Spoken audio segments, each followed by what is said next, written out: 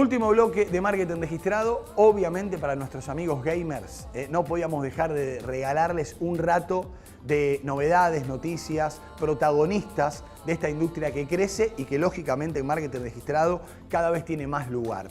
Hoy vamos a escuchar y ver a Troy Baker, actor de voz. ¿Qué es esto?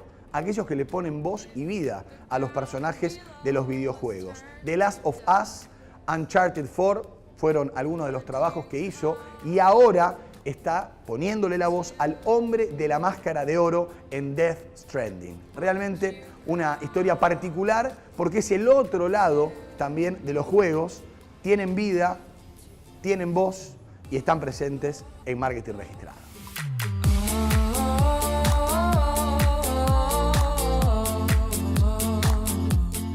I'm fortunate enough to be able to travel literally around the world, and I never thought that people would know who I am, much less really appreciate what I do. And every time I come to a new country, it always surprises me that people do know that and that they are fans of the things that I've been able to be a part of creating. So when you come to Argentina, I would think that whoever does the localization for, like in Spanish or whatever, that would be their star. But I've been greeted so warmly and welcomed so exuberantly. It really humbles me to think that things that I've been a part of making have had such an impact even as far away as Argentina.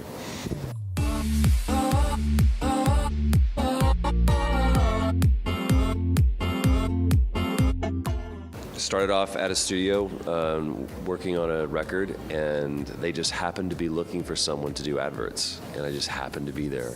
And then a friend of mine, who I was doing music with as well, worked for a game company that was looking for someone to be the main character in their game, and it was a game called Brothers in Arms. And he said, "You have a cool voice, why don't you do this?" And I literally was in a closet with a microphone, no lights, no air conditioning. It was hot, I was sweat, and we would record as many lines as we could.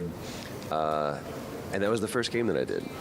And you cut now to 15 years later, and I've been able to be a part of some of the most successful and most impactful games I think this generation has seen, and that humbles me.